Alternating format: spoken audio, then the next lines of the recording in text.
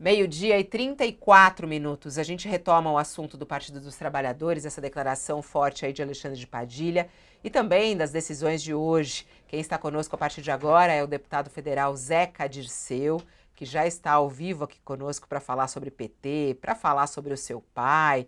Ele está sorridente? Vamos ver, eu acredito que sim. Olá, deputado. Boa tarde ao senhor. Seja bem-vindo aqui ao nosso programa. Tá desligado o seu som. Liga pra gente, por favor.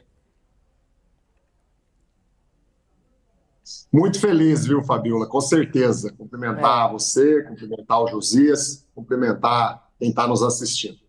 Bom, até mais cedo a gente colocou já a sua declaração aqui no ar, que o senhor colocou nas redes sociais, celebrando essa vitória do seu pai no Supremo Tribunal Federal, né?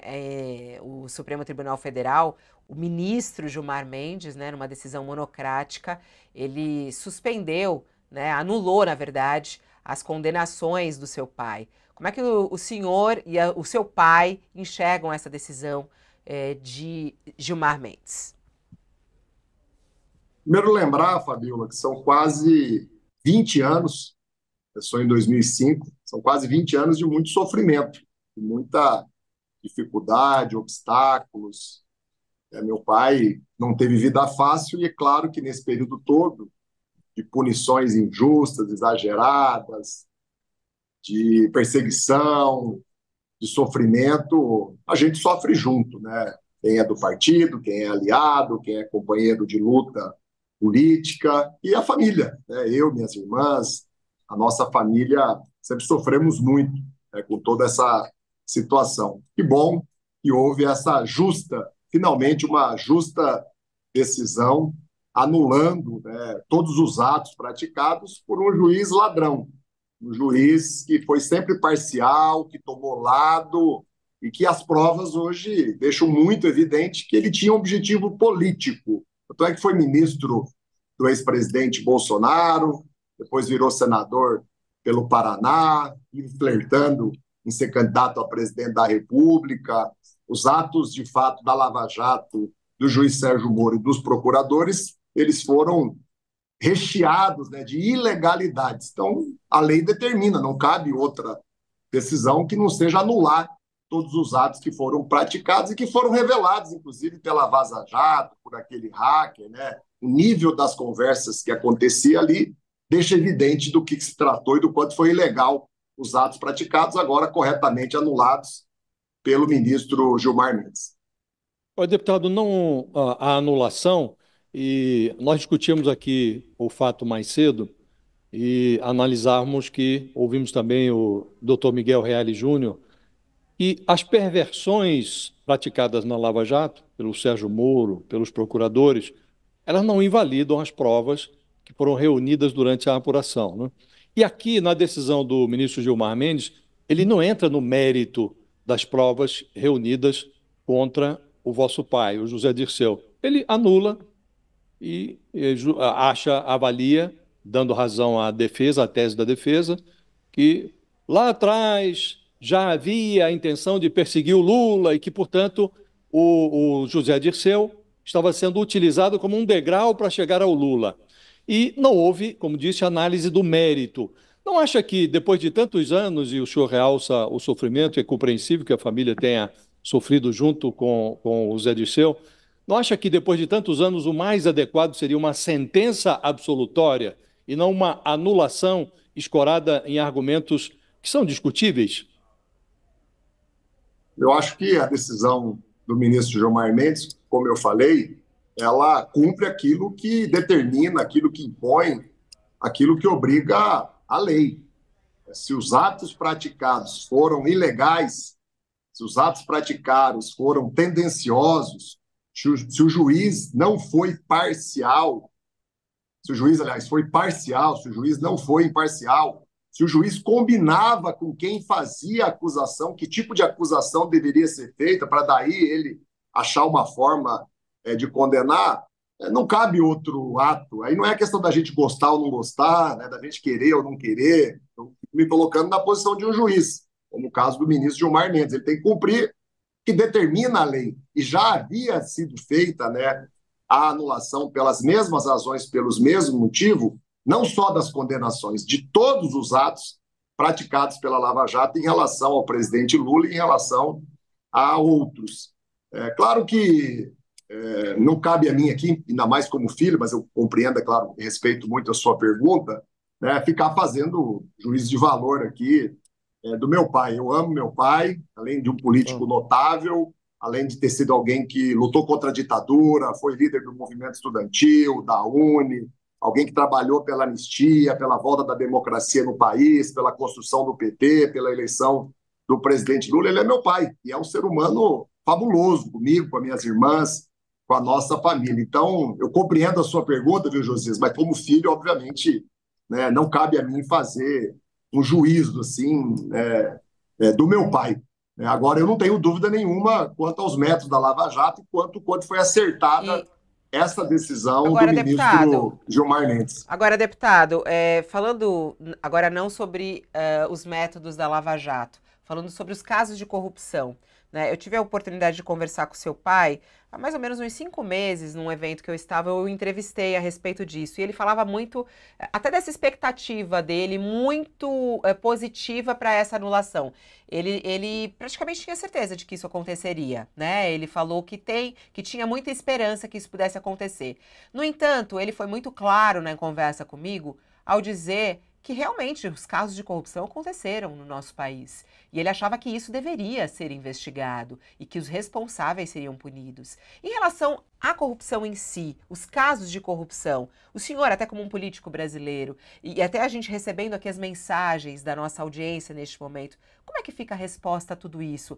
Houve erros no julgamento. No entanto, os casos de corrupção ficam assim? Quer dizer, a gente acaba em impunidade? Qual é a sua expectativa como político e como brasileiro para o esclarecimento de algo tão grave que aconteceu no nosso país? Olha, os casos de corrupção que ocorreram nesse contexto da Lava Jato e qualquer um outro caso de corrupção, caberia àquela época ao Poder Judiciário, ao juiz responsável, aos procuradores, investigar os casos, apresentar as denúncias, fazer os julgamentos com base no que a lei do país determina, com provas que, de fato, trouxesse algum tipo de responsabilidade àqueles envolvidos que foram acusados. A mim, está muito claro, muito evidente que se utilizaram de fatos para vincular esses fatos a figuras da política do país, como é o caso do presidente Lula e do meu pai, e para condená-los sem cumprir o rito legal, sem que se estabelecessem provas. Isso é inadmissível, isso é inaceitável. Infelizmente, isso foi um modo operante da Lava Jato. O Brasil tem casos de corrupção, como os Estados Unidos têm, como na Europa tem, ao longo de décadas. Infelizmente, a corrupção, inclusive, é da natureza do ser humano, que é falho, que se corrompe, e a corrupção acontece não só na esfera pública, não só no meio político, mas também na esfera privada. O que a gente não pode aceitar é a criminalização do ato político. Só o fato de você ocupar um cargo de destaque, só o fato de você ocupar uma posição política de destaque. No caso do meu pai, ele nem ocupava mais cargos públicos, ele não assinava documento, ele não tomava decisões, ele foi envolvido nisso, ele foi condenado ilegalmente, sem provas, de uma forma criminosa por um juiz ladrão, simplesmente porque queriam chegar até o presidente Lula. Sonhavam com uma delação premiada dele que criminalizasse, que permitisse a prisão do presidente Lula. E o ministro Gilmar Mendes foi muito atento quanto descreveu, inclusive, isso na sua decisão. O deputado, abstraindo o caso do José Dirceu, como o senhor disse, tem, inclusive, vínculos familiares e muito compreensíveis. Não cabe a um filho ficar fazendo análise sobre pendências judiciais do pai, sobretudo quando a sentença foi, inclusive, analisada. Eu queria obter do senhor uma análise geral sobre... Agora mesmo nós estamos discutindo o seu partido... Ô, Josias, você já vai mudar para outro assunto? Só mais uma questãozinha sobre... Eu queria fazer uma conexão, tá. Mas você quer... Nós temos comercial agora ou não? Não, pode ir. Tadinho. Eu queria fazer uma conexão, nós vamos entrar na análise do desempenho do PT nessa eleição, né? E há muito se diz que os partidos de centro-esquerda e de esquerda têm sido prejudicados do ponto de vista eleitoral por conta desse passado, dessa fase em que o PT teve contra si acusações de mensalão, de petrolão e tudo isso. Na sua análise, esses fatores, esses fatos que contribuíram até para a queda da ex-presidente Dilma, né? Esses fatos, eles continuam reverberando. O senhor acha que eles ainda ecoam na sociedade a ponto de interferir no desempenho eleitoral dessas legendas do PT e outras legendas de esquerda e centro-esquerda, ou não? Sim, continuam reverberando, muito menos do que num passado recente, né? Não foi só meu pai que foi, né, sangrado durante 20 anos em praça pública, muitas vezes sem poder nem sequer se defender, né? O Partido dos Trabalhadores, muitas das nossas outras lideranças importantes, deputados, senadores, governadores, prefeitos, foram vítimas do mesmo método, da criminalização sem provas, linkada com fatos que de fato acontecem no dia a dia da esfera pública, da esfera privada, no Brasil, nos Estados Unidos e na Europa. Não existe funcionamento, né, do dia a dia da vida sem que em um caso ou outro, né, de erro ou de corrupção aconteça. O que se precisa fazer, e foi muito feito, isso não aparece, né, nos governos, principalmente no 1 e 2 do presidente Lula, é combater esses fatos, é criar mecanismos. Quem é que criou a CGU? Quem é que fortaleceu, estruturou a CGU, inclusive também a Polícia Federal, dando liberdade a ela para que ela pudesse investigar e localizar os fatos de corrupção? Foi o governo do presidente Lula, coordenado pelo presidente Lula, inclusive coordenado nos 30 primeiros meses pelo meu pai José Dirceu, quando ele ocupava a chefia da Casa Civil, né? O PT precisa, inclusive, enfrentar mais essa questão, né? Mostrar o quanto de governos que existem hoje do PT, eu conheço os do Paraná, eu posso falar por eles, né? Nós temos cidades do Paraná que nós já estamos governando pela 5ª vez.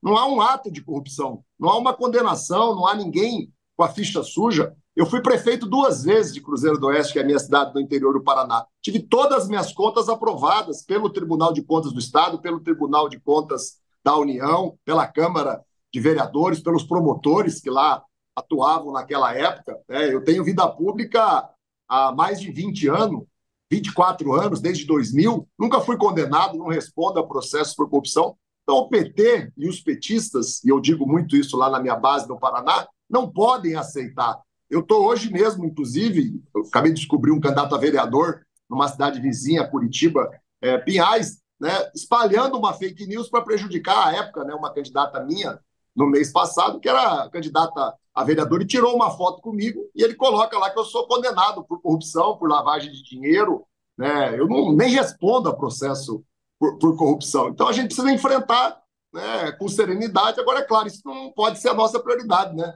Nossa prioridade é governar o país, é gerar emprego, é fazer a economia crescer, é reduzir os juros, reduzir o custo de vidas, pensar soluções para esse novo mundo do trabalho que está surgindo, debater temas que surgiram muito forte na campanha, como é a tarifa zero do transporte público, resolver a questão das especialidades médicas, da espera interminável por cirurgias, por consultas, por exames especializados. Né? A prioridade do PT e do governo tem que ser outra, mas paralelo a isso, e eu fiz isso a minha vida toda, né, porque eu sempre ocupei funções públicas desde 2000, né, a gente tem que ir tentando se defender, tentando mostrar a verdade. Mas eu não acho, viu, José, que tem mais o efeito que tinha Mas o antes, senhor até que acha... o PT está recuperando. Mas o PT está na zona de rebaixamento ou não?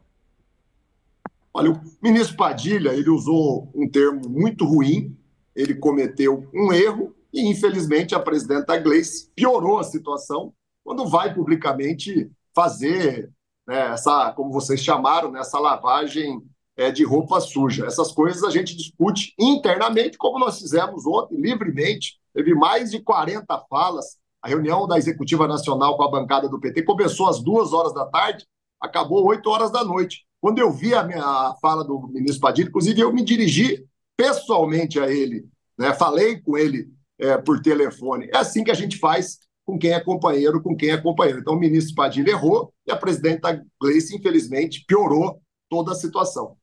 Realmente fica uma impressão de que há uma briga interna, né? Mas Se formos analisar, deputado, houve um encontro eleitoral em dezembro do ano passado. O Lula disse mais ou menos essas coisas que o Padilha disse ontem, né? Ele falou: olha, nós não estamos falando mais com um pedaço da sociedade. Hoje, disse o Lula, nesse encontro de dezembro, um metalúrgico que ganha R$ 8.000 ali no ABC já não quer mais votar no PT. Nós não estamos conseguindo falar com o pedaço religioso da sociedade, os evangélicos. Por que o partido tem essa dificuldade? Agora, em São Paulo, o Boulos teve que soltar uma carta ao povo de São Paulo, e o Boulos está no PSOL, tinha o apoio do PT, mas ele também teve a mesma dificuldade em São Paulo, porque parte da periferia, inclusive gente que votou no Lula, estava votando no adversário, né? Por que essa dificuldade? O ministro Padilha, ele não traduziu o que está de fato acontecendo? O PT não precisa rediscutir o seu papel e essa sua conexão com a sociedade? Eu posso garantir, Josias, a vocês e a quem está nos assistindo, é que o PT está mais unido do que nunca. Ninguém tenha dúvida disso. A reunião que houve ontem, ela foi uma reunião onde se fez uma análise muito pé no chão e muito uniforme. A média das falas é que o PT melhorou o seu resultado, isso é evidente, é matemático, é numérico, mas não é só isso. O ambiente para cada um dos nossos candidatos e candidatas fazer campanha, a maneira como o processo eleitoral se desenvolveu, também é infinitamente melhor do que foi há 2 anos, do que foi há 4 anos atrás. Então, a gente melhorou o resultado, ampliamos o número de vereadores, o número de prefeituras, ganhamos uma capital das mais importantes, que é Fortaleza. Eu acho que das que estavam em disputa, como Brasília não tem eleição, né? Eu acho que é São Paulo, Rio de Janeiro, e depois é Fortaleza, a terceira maior capital, a terceira maior cidade do nosso país. Agora, é claro que o resultado ainda está aquém do tamanho que o PT tem, porque nós temos um fundo eleitoral que só o PL tem maior. Então, o PT precisa, sim, fazer a sua autocrítica da maneira, por exemplo, como utilizou o fundo eleitoral. Não foi uma utilização eficiente. Talvez foi justa, talvez foi democrática, mas quando você pulveriza recursos como o PT tem feito a todas as eleições, você dificulta muito que os candidatos que sabem fazer voto, que têm potencial de voto, tenham o apoio necessário para poder ter um resultado adequado. O senhor fala do uso do dinheiro errado. O senhor, por exemplo, acha que gastar tanto dinheiro com Boulos foi um erro? Porque ontem outro parlamentar do PT, o Quaquá, disse que Boulos era a crônica da morte anunciada, de que foi um erro do PT investir em Boulos em São Paulo. O senhor concorda com essa análise dele? Foi um investimento errado no Boulos em São Paulo? O Quaquá é meu irmão e o Boulos também. Investimento errado é colocar dinheiro na mão de quem não sabe fazer voto, de quem não tem liderança, de quem não tem vivência com as comunidades, com os municípios, com cada uma das regiões, com quem não tem vivência com a vida pública, com quem não tem vivência com os temas da área social, da saúde, da educação. O problema é outro. O Boulos fez voto, fez 40% de votos. Nós elegemos uma bancada de vereadores expressiva em São Paulo, do PT e também do PSOL. O problema é pôr dinheiro na mão de quem não sabe fazer voto. E no PT, isso tem sido a cada 2 anos, infelizmente, uma prática recorrente. Nós vamos agora, durante o PED, o processo de eleição direta, com certeza discutir isso. A bancada está muito incomodada com esse assunto, e esse não é um assunto de governo, esse é um assunto do partido. Nos outros partidos, o método é diferente e dá certo. Como é que os outros partidos conseguem fazer do fundo eleitoral... Então não foi o erro. Boulos não foi um erro, então, na sua análise, não foi um erro. Olha, isso é uma análise que o pessoal de São Paulo tem que fazer, sabe? Eu vou respeitar muito a opinião deles. Eu não estava lá, não acompanhei, não conheço os detalhes das razões que levaram à candidatura. Eu posso falar de Curitiba. Curitiba foi um erro. O PT não tem uma candidatura própria. E não precisava ter sido eu o candidato do PT. Certo. Nós poderíamos ter apresentado uma outra liderança não conhecida em Curitiba para que ela se tornasse conhecida. Nós poderíamos ter apresentado uma liderança do PT em Curitiba que defendesse o presidente Lula, o governo, mostrasse os nossos acertos, inclusive para beneficiar Curitiba, para beneficiar o Paraná, do primeiro dia até o último dia da eleição. E a gente não fez isso. Aham. Ô, deputado, só uma última questão muito rápida que a gente já tem que encerrar, sobre o futuro do seu pai, né? Ele já tinha me dito que ele tem a pretensão de se candidatar nas próximas eleições como deputado federal. Isso se confirma com essa decisão do Gilmar Mendes? E mais, há alguma possibilidade de ele participar do governo Lula, diante dessa decisão de Gilmar Mendes? Eu torço muito para que ele cada vez mais, né, volte com a maior efetividade possível à vida pública, à vida partidária e também às disputas eleitorais. Uma decisão que, é claro, cabe a ele. Ele já disse que tem vontade, que acha justo, mas que ele vai tomar essa decisão de verdade mesmo apenas depois do processo de eleição direta do PT, né, que vai renovar as suas direções municipais, as suas direções estaduais e também a nacional, no máximo aí até abril, maio, né, do ano que vem, né? E ele vai participar ativamente, acho que essa é a principal decisão desse processo, né, de renovação da direção do nosso partido, o que é muito bem-vindo, porque o PT de fato precisa se renovar, se reinventar, né, e ter calma, serenidade, humildade para fazer o debate, para ouvir as críticas e para reconhecer os erros. Teve erros, sim, do partido. Agora, teve erro muito grande do governo, que governa e não prestigia o seu partido, não ajuda o seu partido. Obrigada, deputado José Cadirceu. Até uma próxima oportunidade.